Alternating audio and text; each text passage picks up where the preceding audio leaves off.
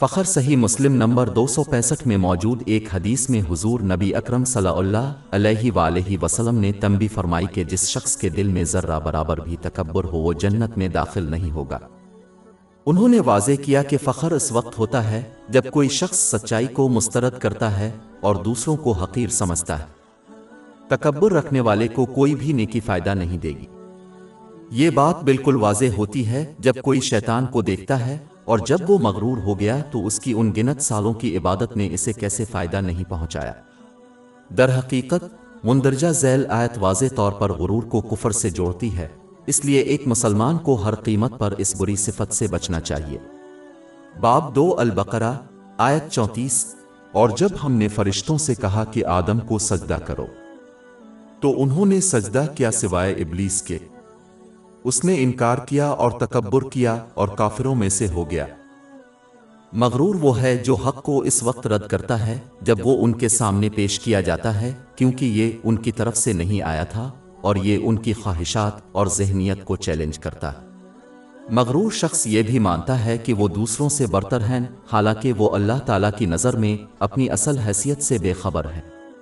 ہو سکتا ہے کہ وہ یقین کریں کہ وہ ان چند ناقص اور نامکمل نیکیوں کی وجہ سے عظیم ہیں جو انہوں نے کیے ہیں، جبکہ وہ اللہ تعالیٰ کو ان کے بہت سے گناہوں کی وجہ سے ناپسند ہے۔ اس کے علاوہ دوسروں کو حقیر سمجھنا بے وقوفی ہے، کیونکہ کوئی اپنے انجام اور دوسروں کے آخری انجام سے بے خبر ہے۔ یعنی جس شخص کو وہ حقیر سمجھتے ہیں وہ مخلص مسلمان کی حیثیت سے مر سکتا ہے، جبکہ وہ کافر کی حالت میں مر سکتا ہے۔ در حقیقت کسی بھی چیز پر فخر کرنا بے وقوفی ہے، یہاں تک کہ نیک اعمال بھی اللہ تعالیٰ کی عطا کردہ الہام، علم اور قوت کی وجہ سے ہوتے ہیں۔ لہذا کسی ایسی چیز پر فخر کرنا جو فطری طور پر اپنی ذات سے تعلق نہیں رکھتی، صریح حماقت ہے۔ یہ بالکل ایسے ہی ہے جیسے ایک شخص جو اس حویلی پر فخر کرتا ہے جس کا وہ مالک بھی نہیں ہے اور نہ ہی رہتا ہے۔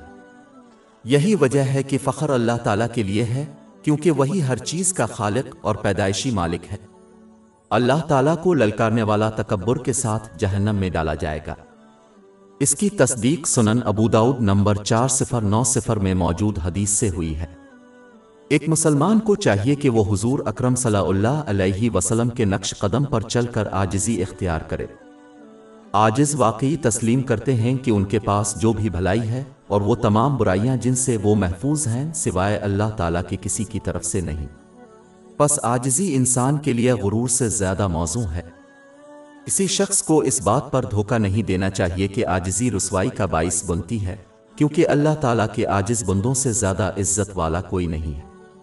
در حقیقت حضور نبی اکرم صلی اللہ علیہ وآلہ وسلم نے جامع ترمذی نمبر 2029 میں موجود حدیث میں اللہ تعالیٰ کے لیے تواضع اختیار کرنے والے کے درجات میں اضافے کی ضمانت دی ہے۔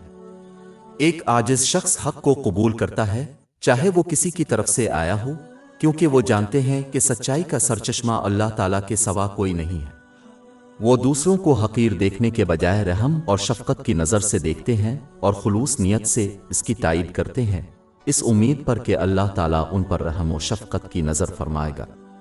وہ سمجھتے ہیں کہ اللہ تعالیٰ کسی کے ساتھ وہی سلوک کرے گا جس طرح وہ دوسروں کے ساتھ سلوک کرتے ہیں۔